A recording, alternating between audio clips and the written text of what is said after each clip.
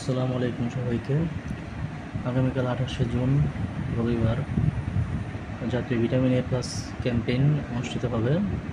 এই ক্যাম্পেইনে আপনার 6 মাস থেকে 5 বছর বয়সী বাচ্চাকে নিকটস্থ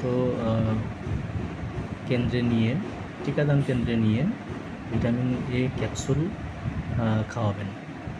তো এক্ষেত্রে 6 মাস থেকে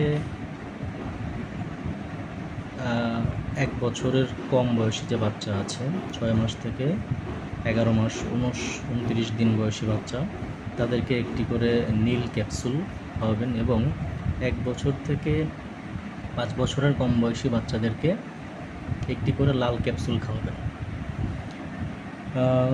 এই ভিটামিন এ ক্যাম্পেইনটা খুবই গুরুত্বপূর্ণ একটি ক্যাম্পেইন সরকারের।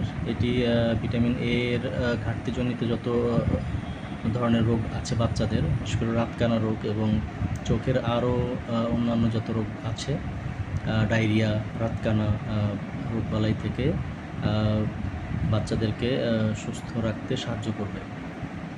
তো এক্ষেত্রে একটা কথা মনে রাখতে হবে যে যেহেতু হামের একটা প্রকোপ চলছিল আমাদের গত 3-4 মাস ধরে, হামে আমাদের অনেক বাচ্চা মারা গেছে, প্রায় 700।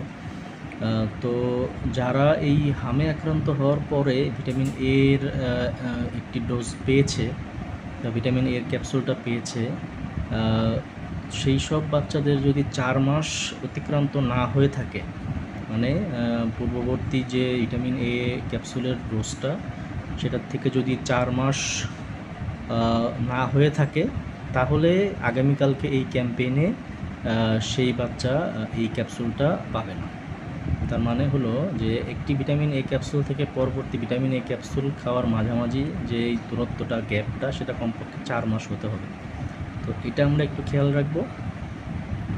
তাছাড়া অন্যান্য সকল বাচ্চা 6 মাস থেকে 5 বছর বয়সী বাচ্চাদেরকে নিকটস্থ টিকাদান কেন্দ্রে নিয়ে একটি ক্যাপসুল বা ভিটামিন এ ক্যাপসুল সবাই খাওয়াবে নিজ নিজ বাচ্চাদেরকে, এবং বাচ্চাদেরকে ভিটামিন এর অভাবজনিত অপুষ্টি এবং রাতকানা সহ অন্যান্য রোগ বালাই থেকে দূরে রাখতে সচেষ্ট হবে।